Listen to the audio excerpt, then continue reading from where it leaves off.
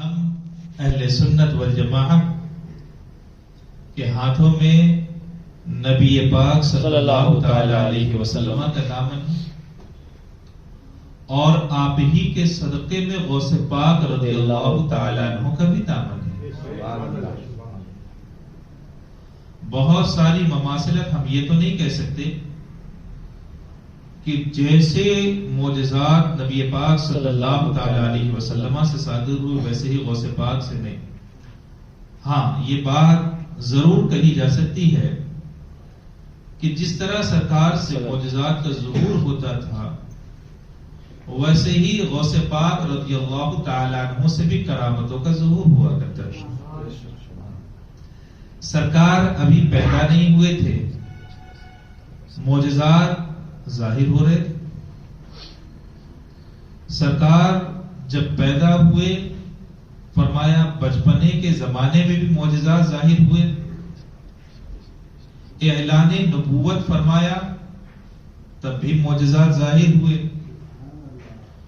اور جب آپ مدینہ پاک ہجرت فرما کر کے گئے کہا جاتا ہے تب بھی معجزات ظاہر ہوئے، اور وفات ہوئی تب بھی معجزات ظاہر ہوئے۔ وفات ہو گئی ابھی بھی معجزات ظاہر ہو رہے ہیں، قیامت میں اٹھائے جائیں گے تب بھی معجزات ظاہر ہوتے رہیں گے، اور نبی ہی کے صدقے میں ہم جنت میں بھی جائیں گے۔ غوث پاک پیدا نہیں ہوئے تب بھی کرامتیں ظاہر ہو رہی تھی، پیدا ہوئے تب بھی کرامتیں ظاہر ہو رہی تھی، بچپنے کا عالم تھا تب بھی کرامتیں ظاہر ہو رہی تھی، جوانی تھی تب بھی، اور عمر کے آخر حصے میں پہنچے تب بھی کرامتیں ظاہر ہو رہی تھی، یہاں تک کہ آپ کی وفات ہوئی تب بھی کرامتیں ظاہر ہوئی۔ اور حق تو یہ ہے اللہ کا وہ ولی زمین کے اوپر تھا تب بھی کرامتیں ظاہر ہو رہی تھی، اور ابھی زمین کے نیچے آرام فرما ہے تب بھی ویسے ہی کرامتیں ظاہر ہو رہی ہیں۔ بلکہ اور آگے بڑھ کر کے یہ کہہ لینے دیں، بروز حشر جب اٹھائے جائیں گے تب بھی کرامتوں کا ظہور ہوگا، اور بروز حشر جب بخشوائے جائیں گے تب بھی کرامتوں کا ظہور ہوگا۔ نبی کے صدقے میں اور غوث پاک کے دامن میں ہم جنت میں داخل ہو کیے جائیں گے۔ غوث پاک رضی اللہ تعالیٰ عنہ کے دامن کو ہاتھ میں لے کر کے جنت میں داخل کیے جائیں گے۔ اسی لیے اعلی حضرت عظیم البرکت علیہ الرحمت و رضوان نے بڑے ہی پیار بھرے انداز میں بتایا، سمجھایا، بلکہ شجرہ میں ایک عقیدہ ہی درج کر دیا، قادری کر قادری رکھ قادریوں میں اٹھا، قدر عبد القادری قدرت نما کے واسطے پڑھتے رہو، یہ پڑھتے رہو۔ قادری کر واضح ہے کہ مولا غوث پاک کے مریدوں میں ہمیں شامل فرما لے، اور زندگی بھر اس سے نکل نہ سکے، اس لیے فرمایا قادری رکھ، جب تک زندگی رہے ہم کو قادری ہی بنا کر کے رکھ۔ اور مولا یہ سلسلہ ٹوٹنے نہ پائے، موت آ جائے، زندگی ٹوٹ جائے، سب کچھ ٹوٹ جائے، لیکن یہ سلسلہ ختم نہ ہو۔ اور آخر میں فرماتے ہیں قیامت میں جب اٹھائے جائیں تو مولا کس حال میں اٹھائے جائیں؟ تو اعلیٰ حضرت نے فرمایا قادری رکھ قادری کر قادری رکھ، اور قادریوں میں اٹھا، قادریوں میں اٹھا۔ مولا جب کل قبر سے اٹھانا تو ہمیں غوث پاک کے مریدوں میں ہی شامل فرما کر کے اٹھانا۔ اسی لیے آج آپ کسی بھی پیر سے مرید ہو جائیں، کسی بھی پیر سے مرید ہو جائیں، آپ ان کے الفاظ پر غور کر کے دیکھیں، ان کے جو الفاظ ہوتے ہیں ان پر غور کر کے دیکھیں۔ مختلف الفاظ کہلوائے جاتے ہیں کہ گناہوں سے میں توبہ کرتا ہوں، آئندہ گناہ نہیں کروں گا، نمازوں کی پابندی کروں گا، جو بھی کہنا ہوتا ہے کہتے ہیں۔ لیکن بتائیں آپ آخری جملہ کیا ہوتا ہے کہ میں نے اپنا ہاتھ اپنے پیر کے واسطے سے غوث پاک کے ہاتھ میں دیا۔ یہی تو ہوتا ہے، میں نے اپنا ہاتھ اپنے پیر کے واسطے سے۔ ہم سلسلے والے ہیں اور ہم جو ہیں وہ سلسلے کا انکار نہیں کرتے، سلسلے کا انکار نہیں کرتے، یعنی ہم وسیلہ لے کر کے چلتے ہیں، وسیلہ لے کر کے چلتے ہیں۔ ایک پیر دوسرے پیر تک پہنچائیں گے، دوسرے تیسرے تک، تیسرے چوتھے تک، کرتے کرتے وہ کہاں تک بات پہنچے گی؟ غوث پاک رضی اللہ تعالیٰ عنہ تک۔ لیکن کمال ہے کہ قیامت تک نبی پاک صلی اللہ تعالی علیہ وسلم کا جس طرح سے کلمہ پڑھا جاتا ہے، قیامت تک وہی کلمہ پڑھا جائے گا نا، لا الہ الا اللہ محمد الرسول اللہ صلی اللہ تعالی علیہ وسلم، یہی تو کلمہ پڑھا جائے گا۔ کہا پیغمبر کے بعد، کہا اب کوئی دوسرا پیغمبر نہیں آئے گا، دوسرا پیغمبر نہیں آئے گا۔ اچھا یہ بات میں بار بار ہوتا ہوں، آپ بھی اپنے ذہن میں اس کو رکھ لیں کہ حضرت عیسیٰ علیہ السلام آئیں گے ضرور، زندہ آسمان پر اٹھا لیے گئے ہیں حضرت عیسیٰ علیہ السلام، اور دنیا میں تشریف لائیں گے۔ ہمارے عقیدے میں اور عیسائیوں کے عقیدے میں یہ فرق ہے کہ ان کا کہنا یہ کہ پہلے ان کو سولی دی گئی ہے اور اس کے بعد ان کا انتقال ہو گیا، اس کے بعد آسمان پر اٹھایا گیا۔ قرآن پاک نے واضح لفظوں میں سمجھایا وما قتلوہ وما صلبوہ، نہ ہی ان کو سولی دی گئی نہ ہی قتل کیا گیا، تو ہوا کیا؟ بل رفعہ اللہ، بلکہ اللہ نے ان کو اٹھا دیا، بلکہ اللہ نے انہیں اٹھا لیا۔ تو قرب قیامت حضرت عیسیٰ علیہ السلام آئیں گے، اور یہ بھی بات آپ ذہن میں رکھیں، پیغمبر کی جو رسالت ہوتی ہے، جو ان کی نبوت ہوتی ہے، وہ کبھی چھینی نہیں جاتی، واپس نہیں لی جاتی ہے۔ تو آپ کے دماغ میں یہ بات آئے گی کہ جب چھینی نہیں گئی تو پیغمبر تو آ رہے ہیں، سرکار فرمائے کہ میرے بعد کوئی پیغمبر نہیں۔ ہاں پیغمبر آئیں گے، لیکن پیغمبر کی حیثیت سے نہیں آئیں گے، وہ اپنے دین کی تبلیغ نہیں کریں گے۔ وہ جب آئیں گے دنیا میں، اور دنیا میں جب ان کا نزول ہوگا تو وہ کسی اپنا کلمہ نہیں پڑھوائیں گے، لا الہ الا اللہ عیسیٰ روح اللہ، یہ کلمہ نہیں پڑھوائیں گے، بلکہ پوری امت مسلمہ سے جو کلمہ پڑھوایا جائے گا وہ یہی کلمہ پڑھوایا جائے گا، لا الہ الا اللہ محمد رسول اللہ صلی اللہ تعالی علیہ وسلم۔ تو یہ وہ کلمہ ہے جو قیامت تک کے لیے رکھا گیا، قیامت تک کے لیے یہ رکھا گیا۔ اسی طرح سے یاد رکھو، پیر دنیا کا کوئی ہو، پیر دنیا کا کوئی ہو، ہم یہ سمجھتے ہیں ہر آدمی کا ایک زمانہ ہوتا ہے کہ نہیں؟ ابھی ہمارا ابھی زمانہ ہے، کل ہماری اولاد کا، ہم سے پہلے ہمارے والدین کا، ان سے پہلے ہمارے دادا کا، ان سے پہلے ہمارے لبردادا کا، پھر ان سے پہلے ان کا اسی طرح سے چلا جاتا ہے۔ لیکن آپ کو یہ بات ہمیشہ ذہن میں رکھنا چاہیے کہ غوث پاک کا وہ زمانہ ہے جو قیامت تک انہی کا زمانہ ہوگا۔ غوث پاک رضی اللہ تعالیٰ عنہ کا وہ زمانہ ہے۔ ہم ایسا نہیں کہہ سکتے کہ جب آپ پیدا ہوئے تھے زمین کے اوپر تھے، وہ زمانہ غوث پاک رضی اللہ تعالیٰ عنہ کا تھا، اور ان کے بعد پھر جیسے دوسرے بزرگان دین آتے گئے تو وہ ان کا زمانہ آ گیا، نہیں۔ اللہ نے دوسرے بزرگوں کو جو زمانہ عطا فرمایا وہ بھی غوث پاک رضی اللہ تعالیٰ عنہ کی وجہ سے عطا فرمایا۔ اسی لیے کوئی بھی پیر ہو، کوئی بھی ولی ہو، کوئی بھی اپنے وقت کا جید عالم ہو، کوئی بھی ہو، وہ جب بیعت لیا کرتا ہے تو وہ یہی آخری میں کہلوایا کرتا ہے کہ بولو میں نے اپنا ہاتھ میرے واسطے سے غوث پاک کے ہاتھ میں دیا۔ کیا مطلب؟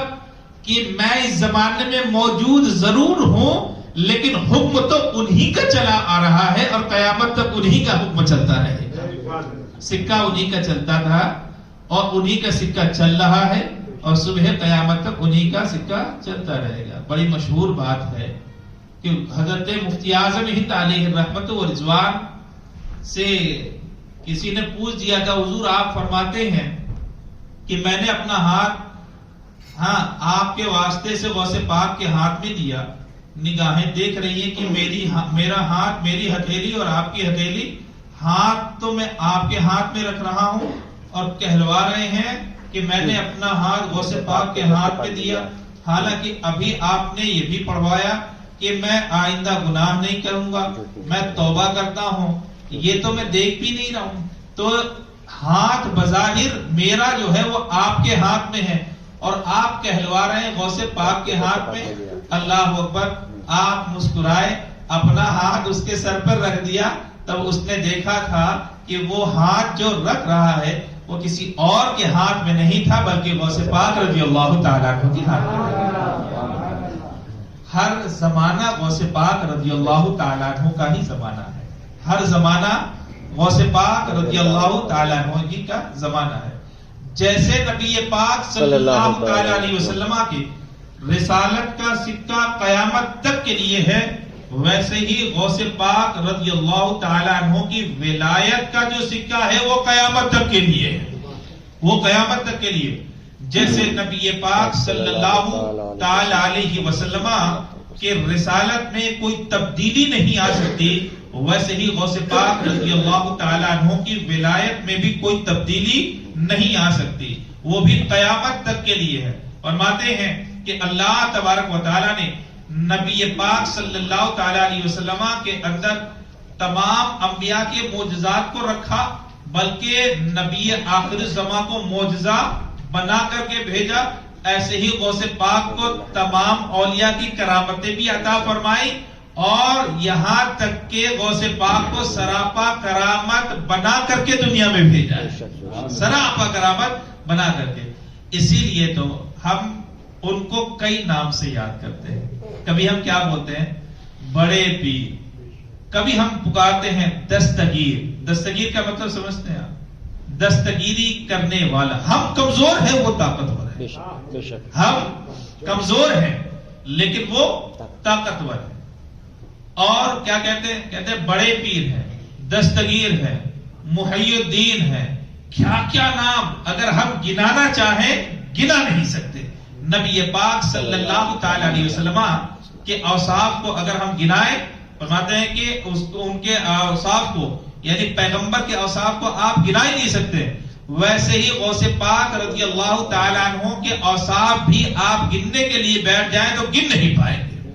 قرآن پاک میں اولیاء اللہ کے جو قصے بیان کیے گئے، قصے کا مطلب جھوٹا قصہ نہیں، حقیقی، جو حقیقت میں ہے۔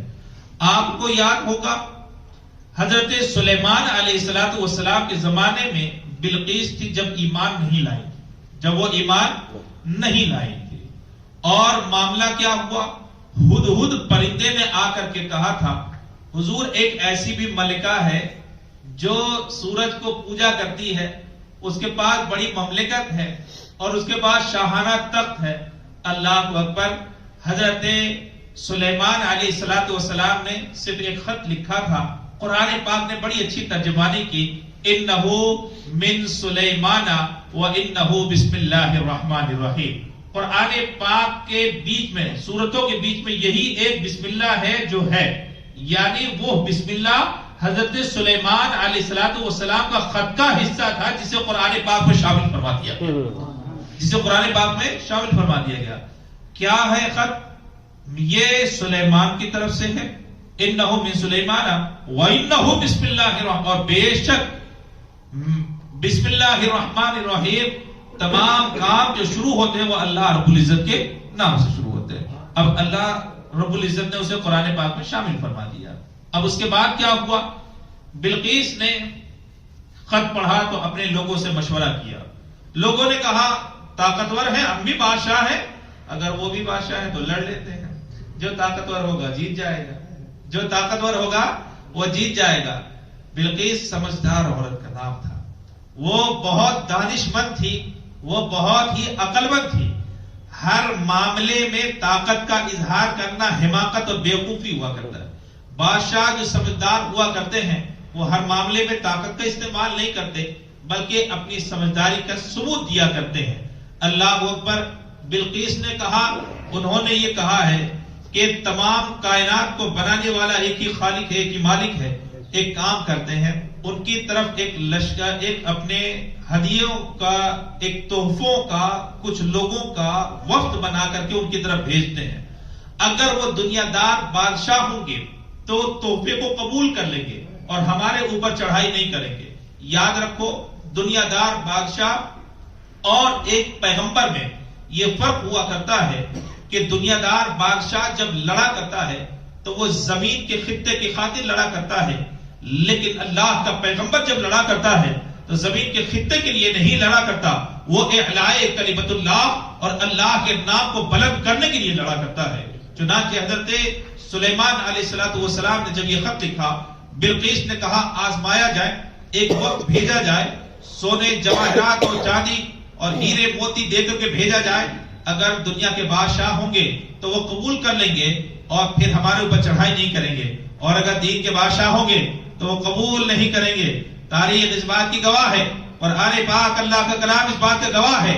حضرت سلیمان علیہ السلام نے جب دیکھا کہ تحفے تحائف آ رہے ہیں، ہیرے جواہرات آ رہے ہیں، اللہ اکبر، آپ نے اجنہ کو حکم دیا، کہا دیوار جو تھی وہ سونے کی بنا دی گئی، زمین جو تھی چاندی کی بنا دی گئی، اور ہیرے جواہرات جڑ دیے گئے اور دکھا دیا گیا کہ پیغمبر کو جن چیزوں سے تم لوہانے کے لیے آ رہی ہو وہ چیزیں اس کے قدم کی زینت بنی ہوئی ہے، وہ اس کے قدم کی زینت بنی ہوئی ہے. ہمارے نزدیک جو ہے، انبیاء کرام کے نزدیک سونے جواہرات چاندی کی کوئی حیثیت نہیں ہوا کرتی، کوئی حیثیت نہیں ہوا کرتی. آپ نے ارشاد فرمایا اسی طور پہ لوٹ جاؤ اور ملکہ کو بھیجو. اور جب لوگ لوٹ کر کے واپس گئے، جو اس نے وفد کو بھیجا تھا، جب وہ لوگ واپس گئے تھے، اس موقع پر حضرت سلیمان علیہ السلام نے ارشاد فرمایا، کون ہے جو بلقیس کا تخت لے کر کے آئے؟ آپ نے حکم نامہ جاری کر دیا تھا، بلقیس تمہارے تحفے ہمیں قبول نہیں ہیں، تمہارے تحفے ہمیں قبول نہیں ہیں، ہم صرف ایک بات سننے کے لیے آئے ہیں، اور وہ بات یہ ہے کہ تم اپنی زبان سے اللہ کے وحدانیت کا اقرار کرو، تم اللہ کی وحدانیت کا اقرار کرو ورنہ جنگ کرنے کے لیے تیار ہو جاؤ. بلقیس وہاں پر کہا جاتا ہے اس کے 7 محل تھے، 7 محل کے اندر اس نے اپنے تخت کو رکھا تھا.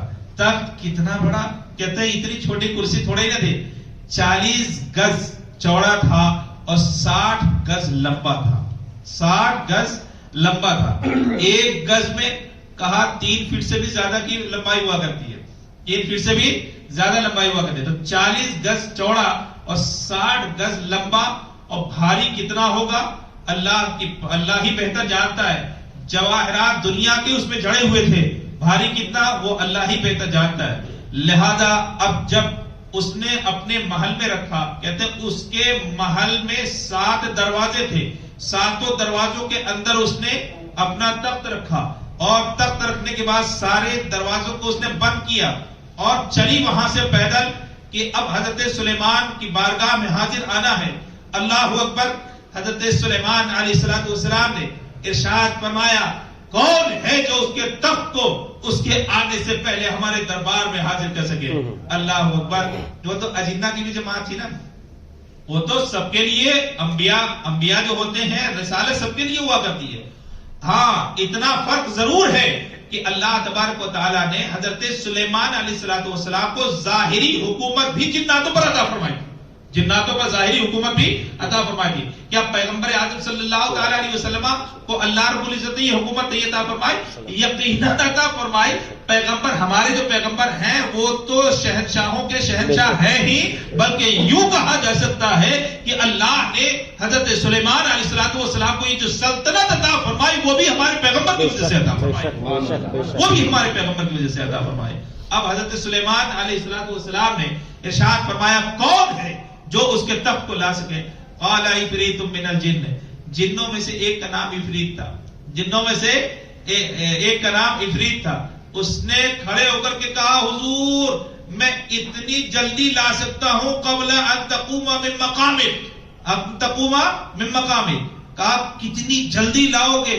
کہا حضور آپ کی جو یہ مجلس لگی ہوئی ہے، مجلس ختم ہونے سے پہلے پہلے آپ کے پاؤں میں تخت کو حاضر کر دوں گا، تخت کو حاضر کر دوں گا. ایسے بڑے بڑے طاقتور اجنہ کی جماعت حضرت سلیمان علیہ السلام کے بارگاہ میں رہا کرتی تھی. لیکن قربان جاؤ، جب یہ معاملہ سنا حضرت سلیمان علیہ السلام نے تو آپ کی نظریں کسی اور کو بھی تلاش کرنے لگی اور پھر دربار میں آپ نے اعلان کیا اور کوئی ہے جو اس سے بھی زیادہ جلدی لے کر کے آئے.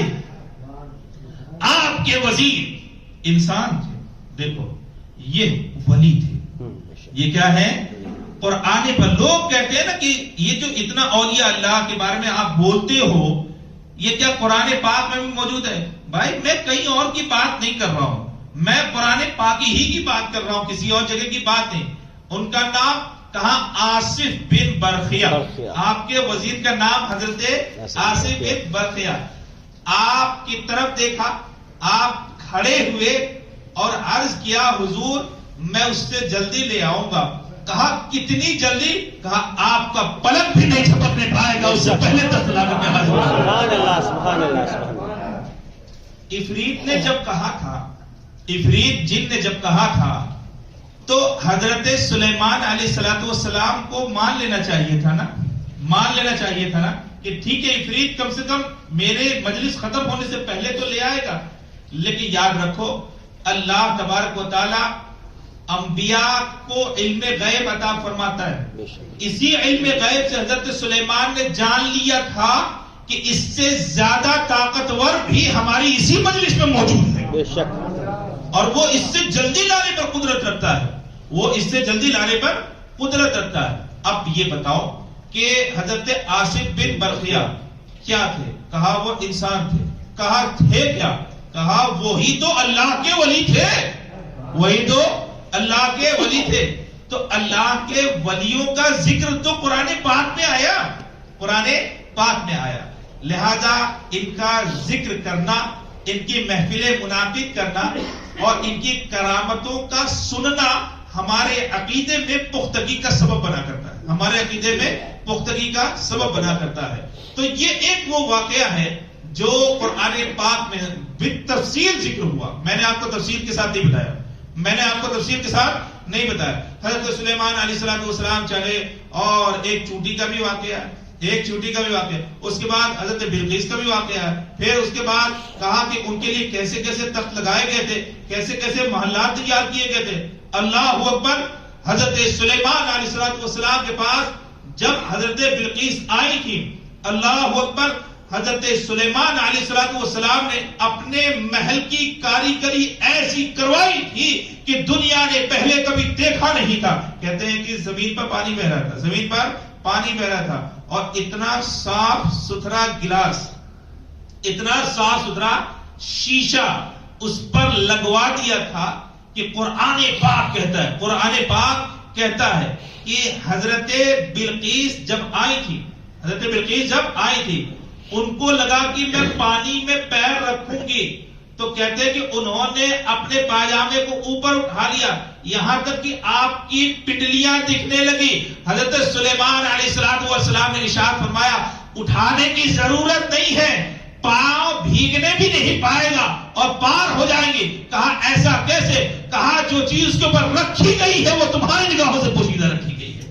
وہ تمہاری نگاہوں سے پوشیدہ. تو ایسی چیزیں حضرت سلیمان علیہ الصلوۃ والسلام کے زمانے میں استعمال کی گئی تھی کہ ان چیزوں کا آج تصور نہیں ہے, ان چیزوں کا آج تصور نہیں ہے. اب آؤ, قرآن پاک میں اولیاء اللہ کا ذکر موجود ہے, اولیاء اللہ کا ذکر موجود ہے. آپ نے حضرت مریم کے بارے میں بھی سنا, حضرت مریم رضی اللہ تعالی عنہا کے بارے میں بھی سنا. حضرت مریم کیا تھی؟ حضرت مریم کیا تھی؟ حضرت عمران کی بیٹی تھی, حضرت عمران کی بیٹی تھی. کہاں عبادت کرتی تھی؟ کہا بیت المقدس میں مردوں کے علاوہ عورتوں کو عبادت کرنے کی اجازت نہیں تھی, لیکن انہوں نے اپنے والد گرامی سے گزارش کی کہ ہماری عبادت کے لیے ایک کمرہ مختص کروا دیا جائے, ایک کمرہ خاص کروا دیا جائے جہاں پر مردوں کی رسائی نہ ہو, جہاں پر مردوں کی رسائی مطلب جہاں مرد حضرات عام طور پہ نہ جا سکے, وہاں میں عبادت کرنا چاہتی ہوں, اور آپ کے لیے کمرہ مختص کر دیا گیا. اور کہتے ہیں کہ وہ وہیں پر عبادت کرتی رہی, وہ وہیں پر عبادت کرتی رہی. اب عبادت کرنے کا انداز کیا تھا؟ کہا رات کو کھڑی ہوتی تو صبح کا سورج نکل جاتا، رات کو کھڑی ہوتی تو صبح کا سورج نکل جاتا، اور حال یہ تھا کہ آپ کو نہ بھوک لگے، نہ پیاس لگے، نہ رفع حاجت جو انسان کی اپنی ضرورت ہوتی ہے، کبھی استنجا لگتا ہے، کبھی بڑے استنجا کے لیے آدمی جاتا ہے. کہتے ہیں کہ ان تمام چیزوں سے وہ مبرہ تھی، وہ پاک تھی، ان کو نہ استنجا کا احساس ہوتا اور نہ ہی بڑے استنجا کا احساس ہوتا، وہ عبادت میں لگی رہتی. اور آپ کا حال یہ کہ آپ کے وَكَفَّلَهَا زکریا، حضرت زکریا علیہ السلام ان کے ساتھ موجود رہا کرتے، اور جب جاتے تھے تو دروازہ بند کر دیتے تھے اور پھر کھانا وغیرہ لے کر کے آتے تھے. لیکن کمال یہ ہے کہ جب آیا کرتے تھے تو وہ یہ دیکھتے تھے کہ حضرت مریم جو ہے وہ محراب میں نماز پڑھ رہی ہیں اور وہاں پر دنیا کے ہر قسم کا پھل رکھا ہوا ہے، دنیا کا ہر قسم کا پھل وہاں پہ رکھا ہوا. قالت یا مریم انا لک ھذا، کہا اے مریم یہ کس نے لا کے دی ہے؟ میں تو اتنا جانتا ہوں، دروازہ بند کر کے گیا تھا اور چابی میرے علاوہ دوسرے کے پاس ہے بھی نہیں، اور دروازہ توڑا بھی نہیں گیا، دیوار توڑ کر کے اندر آ بھی نہیں سکتے. انا لک ھذا، یہ تمہیں کس نے لیا؟ قالت هو من عند اللہ، عرض کیا کہ یہ اللہ تبارک و تعالی نے مجھے عطا فرمایا، یہ اللہ تبارک و تعالی نے مجھے عطا فرمایا. تو اب ایک بات سمجھ میں آتی ہے کہ ولی وہ ہوتا ہے جس کے اگل بگل اللہ کی خاص رحمتیں نازل ہوا کرتی ہے نا، اللہ کی خاص رحمتیں نازل ہوا کرتی ہے. اب اسی وجہ سے ہم اللہ والوں کے دربار میں جاتے ہیں نا. یہ دنیا کا بہت بڑا دھوکہ ہے جو یہ کہتے ہیں کہ اللہ والوں کے دربار میں نہیں جانا چاہیے، شرک. یہ تو دنیا کا سب سے بڑا دھوکہ ہے. اگر شرک ہوتا تو پیغمبر اپنی بارگاہ میں آنے کی اجازت دیتے؟ اجازت دیتے نہیں جناب. صرف اجازت ہی نہیں دی بلکہ خوشخبری سنائی کہ اگر آ جاؤ گے تو کل قیامت میں میری شفاعت پا جاؤ گے. حدیث قدسی ہے، اب حدیث پاک میں موجود ہے، حدیث قدسی نہیں، حدیث پاک میں موجود ہے. آج مسجد نبوی شریف میں وہ تمام احادیثیں مٹا دی گئی ہیں دیواروں سے، لیکن یہ حدیث پاک آج بھی لکھی ہوئی ہے، من زارا قبری وجبت لہو شفاعتی، میری قبر کی جس نے زیارت کر لی کل قیامت میں میری شفاعت اس کے لیے واجب ہو گئی. ساری حدیثیں مٹا دی گئی لیکن اس ایک حدیث کو نہ مٹا سکے، اس ایک حدیث کو نہ مٹا سکے. تو اپنے ذہن میں یہ بات اچھی طرح سے بٹھا لینا، جانا شرک نہیں ہے بلکہ جانا سعادت کی بات ہے. سرکار دنیا میں کیوں بھیجے گئے؟ سرکار دنیا میں کیوں بھیجے گئے؟ سرکار دنیا میں شرک پھیلانے کے لیے نہیں بھیجے گئے تھے، سرکار دنیا میں دنیا سے شرک مٹانے کے لیے بھیجے گئے. تو جو مٹانے کے لیے شرک آئے گا وہ خود اپنی قبر پر آنے کی اجازت دے پائے گا.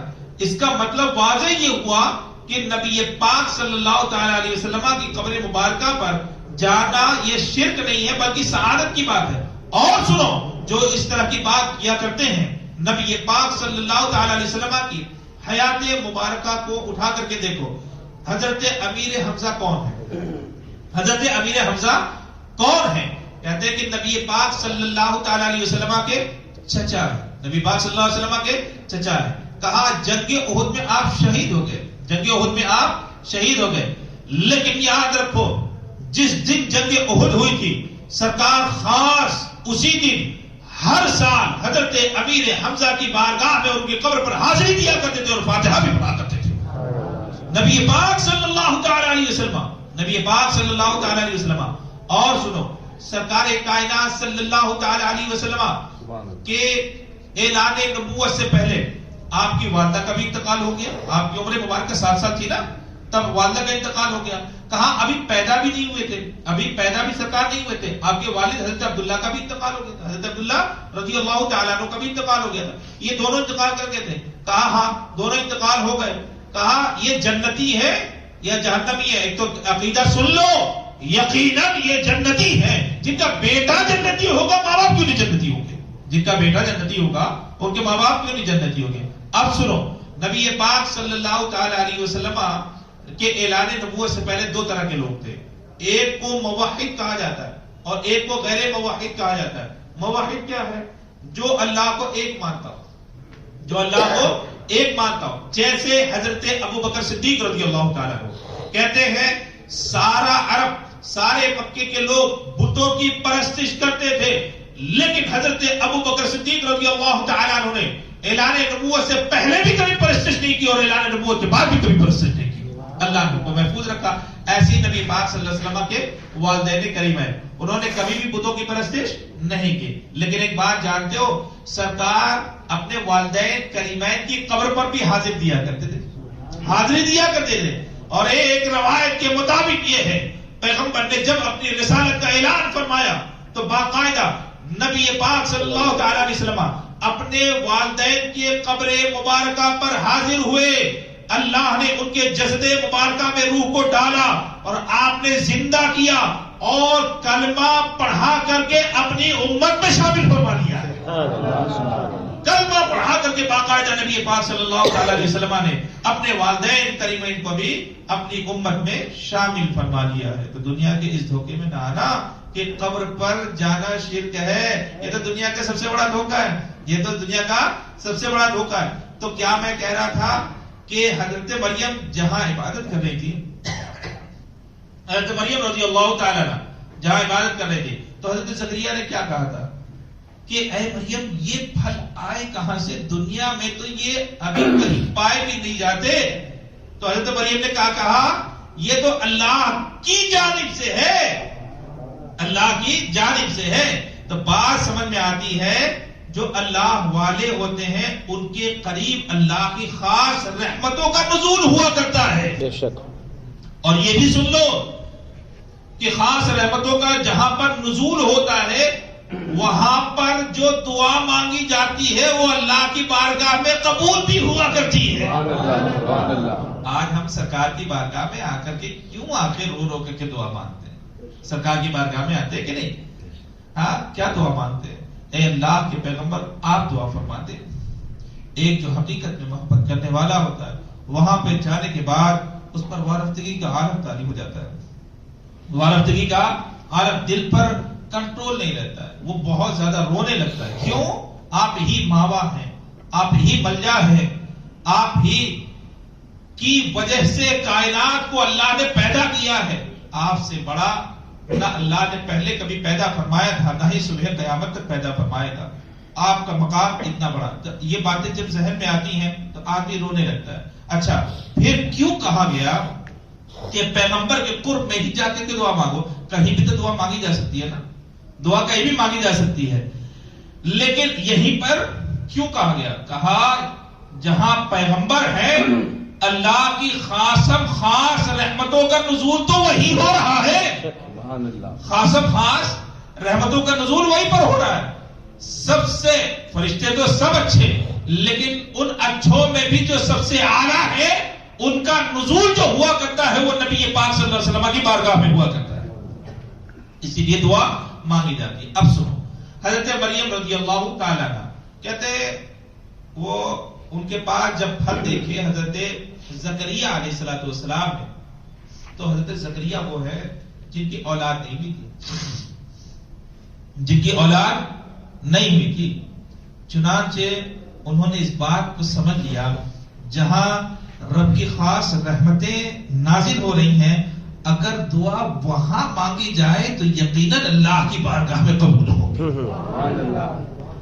کمال ہے, حضرت مریم ہٹی اور حضرت زکریا وہاں کھڑے ہوئے اور پھر اللہ کی بارگاہ میں دعا کی, مولا مجھے اولاد عطا فرما, بن موسم کے تو پھل دے سکتا ہے مولا, تو 5 عورت میں اولاد کیوں نہیں دے سکتا؟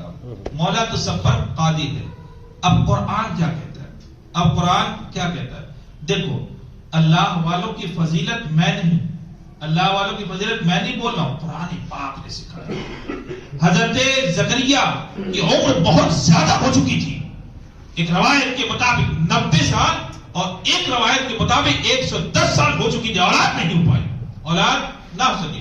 لیکن قربان جاؤ، حضرت مریم کو جب دیکھا کہ وہاں پر جنتی پھل نازل ہو رہے ہیں تو آپ وہیں پر کھڑے ہوئے، آپ وہیں پر کھڑے ہوئے اور پھر آپ نے نماز پڑھی، رب کی بارگاہ میں دعا کی. بتاؤ دعا قبول ہوئی یا نہیں ہوئی؟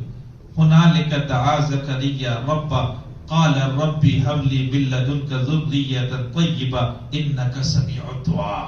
قرآن پاک نے کہا اے اللہ مجھے ایک ذریۃ طیبہ پاک صاف اولاد عطا فرما، انك سمیع الدعاء.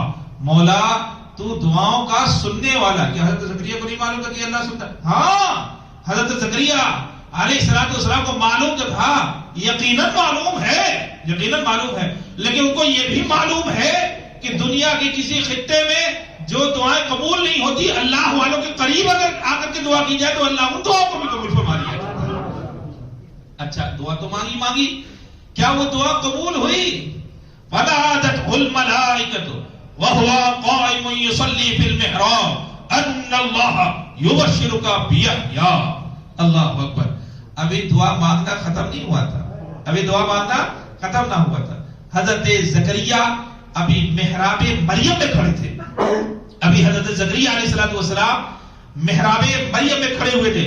اللہ نے ان کی دعا کو قبول کیا. فنادته الملائکہ، اسی وقت ملائکہ نے ندا دی کیا ان اللہ یبشرک، بے شک اللہ تبارک و تعالی آپ کو بشارت عطا فرماتا ہے یحییٰ کی شکل میں، یعنی اولاد بھی عطا فرمائی اور نام بھی عطا فرما دیا. تو کہا ایک ولیہ کے قرب میں دعا جو مانگی گئی اللہ نے اسے قبول فرمایا. اب اس کا یہ مطلب نہیں ہے کہ انبیاء سے بڑا مرتبہ اولیاء کو نہیں، یہ تو گمراہی ہے، یہ تو گمراہی ہے. انبیاء سے بڑا مقام ولی کا اولیاء کا نہیں ہوتا، لیکن اولیاء کا وہ مقام ہوتا ہے جہاں پر انبیاء اکرام بھی جایا کرتے ہیں، جہاں پر انبیاء اکرام علیہ السلام بھی. اب یہ بتاؤ حضرت مریم کیا ہے؟ کہا یہ دنیا کی ولیہ تو ہے. حضرت مریم کیا ہے؟ نبی نہیں ہے. عورت کبھی نبی نہیں ہو سکتی، یاد رکھنا ہے نا، عورت کبھی نبی نہیں ہو سکتی. تو حضرت مریم کیا ہے؟ کہا ولیہ ہے نا. اور حضرت زکریا کہا پیغمبر، ان کا مقام اعلیٰ. کہا یہی تو بات قرآن سکھانا چاہتا ہے کہ ولی کا دربار وہ ہوتا ہے جہاں پر انبیاء اکرام بھی جایا کرتے ہیں، جہاں پر انبیاء اکرام بھی جایا کرتے ہیں. تو بھائی جن کے درباروں میں انبیاء اکرام جائے تو پھر امت کا جانا کیسے شرک ہو گیا؟ امت کا جانا کیسے شرک ہو گیا؟ وہاں کی سعادت الگ ہوا کرتی ہے. بہت سارے لوگوں کا سامان اب تیار ہو رہا ہے نا، بغداد شریف کی زیارت سے بھی مشرف ہوں گے. اللہ رب العزت کی بارگاہ میں دعا ہے کہ مولا ہمیں بھی اس بارگاہ کی زیارت عطا فرما. فقیر حاضر ہوا تھا اور ٹمپریچر جو تھا وہ 4 کا تھا اور خانقاہ میں ہی رکنے کا اتفاق ہوا. یہ میں اپنی بڑائی کے لیے نہیں، آپ کے اندر جلا پیدا کرنے کے لیے بول رہا ہوں. میں نے ایک بات کہی تھی نا، غوث پاک کی کرامتیں آپ کے ساتھ ختم ہوئی نہیں. غوث پاک کل بھی تھے، آج بھی ہیں، کرامتیں کل بھی تھیں اور آج بھی ہیں، عظمتیں کل بھی تھیں اور آج بھی ہیں.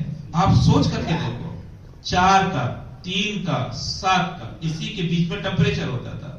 ہم خانقاہ میں رکے ہوئے تھے، وہاں پہ گرم پانی کا باقاعدہ انتظام ہی تھا. اب انتظام ہو گیا، سن 2017 کی بات کرو. خانقاہ میں ٹھنڈے پانی سے جناب 5 وقت وضو کرتے تھے، بلکہ زیادہ کرتے تھے، ہے نا. اور 2-3 دن میں کبھی کبھی نہانے کا بھی اتفاق ہوتا. باتھ روم میں حالت کیا ہوتی تھی وہ تو اللہ ہی بہتر جانے. لیکن